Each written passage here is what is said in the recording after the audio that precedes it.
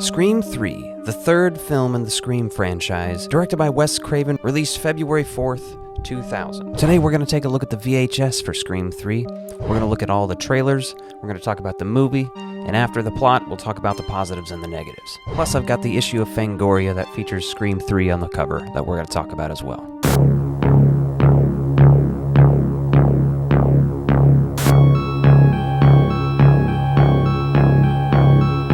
Welcome back to Fright Club 2024 on the Ectoviolence channel. My name is Alec. Today we're talking about Scream 3 on VHS.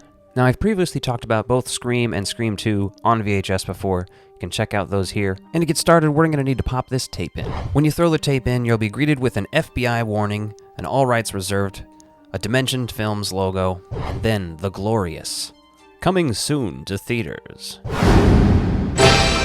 Coming soon to theaters. And with that, we get a trailer for Scary Movie. Oh, man.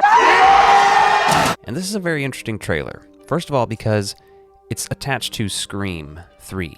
I don't know why, but in my head, I kind of thought Scary Movie came out well before Scream 3 did, but it did not.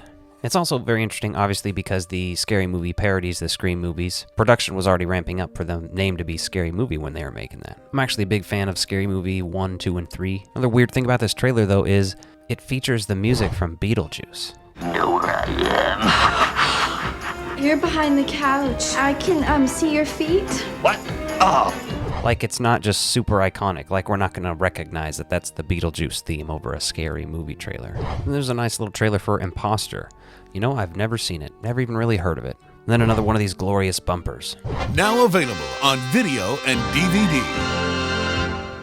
We got Deuce Bigalow, Male Gigolo. Honestly, I thought this movie was great when I was in like 3rd grade, 4th grade, you know? I was into that movie. These days, Rob Schneider has me blocked on Twitter. And there's a trailer for the Scream Collector's Set. Now, I don't know about this first release. I don't obviously have that, but I'm very interested in acquiring it. They don't show a picture of it, though. Now available on CD and cassette. The Scream 3 soundtrack.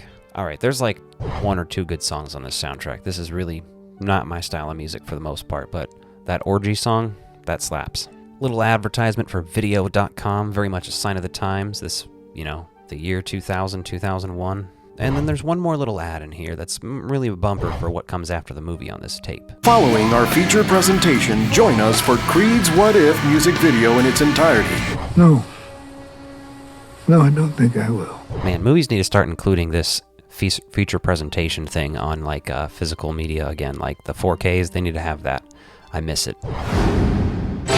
And now, our feature presentation. And before we dive into this movie itself, let's take a look at the Fangoria, if you can see it through my cat Yoshi. Let's talk about this real quick. I'm a big fan of Fangoria. I've actually done a collection video. You can check that out here. I recently just acquired the Terrifier 3 issue over there. Pretty sick. As he wraps up the last of the successful trilogy, Wes Craven contemplates the place of horror in his future. It's very much known that he was trying to get another style of movie made. And that's why he agreed to do Scream 3, and that's kind of actually referenced in the movie. I don't think we're pulling back on the violence and gore. This is not the Reader's Digest version of Scream. A lot of people were saying they were pulling back on the gore and stuff because of Columbine and everything, and I would definitely say some of the shots are a little shorter. This feels like watching one of the cut-down Friday the 13th movies a little bit, you know? Although, man, I really do love the vintage design of some of these. I really appreciate this magazine, and I'd recommend you go and your local antique malls and stuff like that. That's where you're going to find some of these for cheap. I paid $5 for most issues, or $3, $2. Like, my favorite thing in this Scream section in Fangoria is the face of Scream. And they're basically just talking about the history of the mask. Although best known for its part in the Scream series, the mask was actually designed by Fun World employee Bridget, I'm sorry I'm gonna butcher this name, Slearton, prior to the movie's conception. We came up with an assortment of masks that had the ghost face look. Of the entire assortment, that face was the strongest one. The design definitely had something that made it outstanding from the others. Apparently, Scream director Wes Craven agreed. It was around Halloween time 1995 and he was visiting some friends and one of the kids had the ghost face mask. He looked at it and said, "That's it, that's the one." After that, they contacted us and the rest is pretty much history. This is issue 189 of Fangoria if you're interested in getting your own copy. Now let's get back to this movie. So the movie definitely opens up with Cotton Weary, you know, We're catching up with him and his Hollywood lifestyle. Through dialogue, we learn that he has a talk show and stuff like that. He's famous, and not just for the way he was before. This movie, more than any of the other Scream movies, reminds me of New Nightmare quite a bit, and I'm a big fan of New Nightmare. And to no one's surprise, I'm a big fan of Scream 3. I definitely think the voice changer is an interesting concept now, in 2024, because you can capture someone's voice with AI and do something like this. I almost hope the next Scream does something like that again to reference this one, because it would actually be plausible now. Back then, it's completely unrealistic, it's bizarre, I think the biggest plot point in this movie that didn't work for a lot of people for so many years. These days, though, I think it's kind of, it's on the up and up. Let's talk about Courtney Cox's hair. Man, what happened? It's been talked about before, but I found conflicting reports. I found somewhere where Courtney Cox said it was David Arquette's idea. He was like, yeah, you should do the Betty Page haircut. She did it, and it looked fucking terrible. And there's other reports where she says that was a fake thing that they clipped into her hair, too. And I'm like, really? Damn. They did you dirty. There's lots of movie sets and talks about movies and production of, movies at the time. There's very interesting scenes like Sydney having a dream about her mother and Ghostface. And talk about cameos. We got Jay and Silent Bob in this movie. Thanks for your help, boys. Oh shit, Samba, it's that TV news shit, Connie fucking Chung. Hey Connie, how's Maury? Dude, I think she likes me, man. See how she's looking at me? To me, Jay and Silent Bob being in this is directly connected to them in Jay and Silent Bob Strike Back, because they visit the Miramax production offices and studio in that movie. This must be that time. I definitely appreciate how they brought Randy back, even just for a cameo again on VHS tape, basically. Told you I'd make a movie someday. Huh? That way he can explain the rules again. That's one of the better scenes in the movie for sure. It's interesting, it's fun. Although, the trilogy rules no longer apply either, because this movie is not a trilogy at this point. Those rules being that it's going to be a superhuman killer, anyone can die, and essentially anything goes. That means you too, Sid. Then you have a Carrie Fisher cameo when they're in the basement looking for Maureen Roberts. And they learn that her name for stage was Rena Reynolds. And Carrie Fisher's not playing herself. She's playing Bianca something. I can't remember the name on the wall there. I was up for Princess Leia. I was this close. So who gets it? The one who sleeps with George Lucas. This movie has a lot more obvious comedy than the previous two movies, I think. I think those are big main talking points for Scream 3, but let's go ahead and talk about the positives and the negatives of this movie. So the cast and characters, Scream 3, Sydney, right? She's not in a lot of this movie. They only had her, I think, for 20 days of shooting. Not that they shot for much longer than that anyway, but up until Scream 6, this was the movie with the least amount of Sydney in it. And she's prepared, she's kicking ass. I like that she is, a therapy person on the phone and helping women in crisis, that kind of thing. That's awesome. David Arquette and, according to the credits, Courtney Cox Arquette, because at the time they were married. Both excellent performances. We love seeing them kind of bounce back and forth throughout the series. We love everything about them except her goddamn hair in this movie. Anybody got a fucking hat around here? Jesus. Somebody's got mask. You can put a fucking mask on her. Jesus. We love you, Courtney Cox. I think the comedy in this movie is definitely a positive, I would say.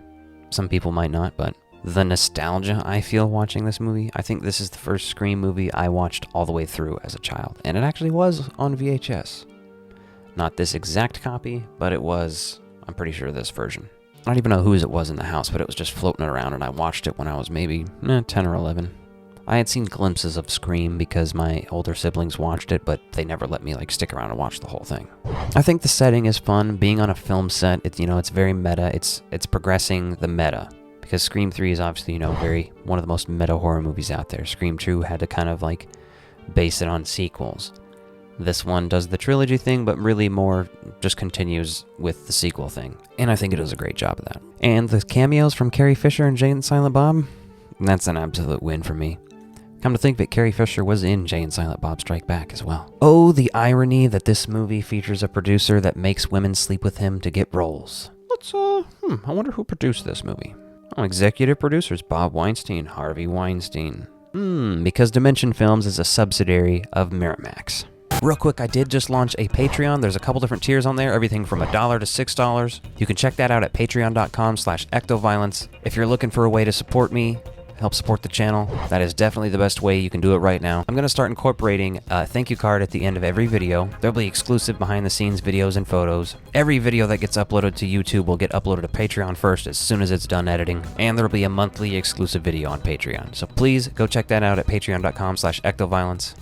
Now let's go ahead and talk about the negatives of Scream 3. I'm gonna say the voice changer. I'm putting that in the negatives, but it's mostly because we've had this movie for 24 years, and it just now makes sense. Like, who is this movie director? You have access to movie props, sure, but not this. It just kind of seemed borderline sci-fi, and I'm not the only one to describe it that way. It's definitely one of the goofiest things in the Scream franchise, although I still like this movie. The wacky shit and the wacky shtick. There is plenty of wacky shit going on in this movie. Now, to some, I definitely could see them saying, like, Jane Silent Bob being in here is some of that wacky shit. I enjoy that wacky shit. Another negative? It's kind of really long.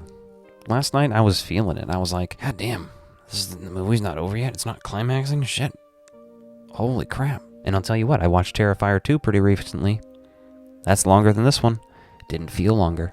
This felt longer. Given they're both slasher movies, they are completely different too, so I get it. The brother being the director, Roman, and being the killer, that's kind of, not the best either. Definitely one of my least favorite ghost faces. If we're talking about favorite ghost faces, it's definitely Scream 1 and Scream 4 for me. And before I rate this movie, why don't you go ahead and jump in the comments down below. Let me know what you think of Scream 3. Let me know what your thoughts are on the upcoming Scream 7. I had mixed feelings on 5 and 6, but they've grown a lot on me. And I'm going to give Scream 3 on VHS a solid 3.5 out of 5 hearts. By no means perfect, but the worst Scream film is still a good movie. It's still a great slasher. Scream movies are in probably my top 5 horror franchises, so if you like this video, be sure to check out this one and hit that subscribe button. Thanks for watching.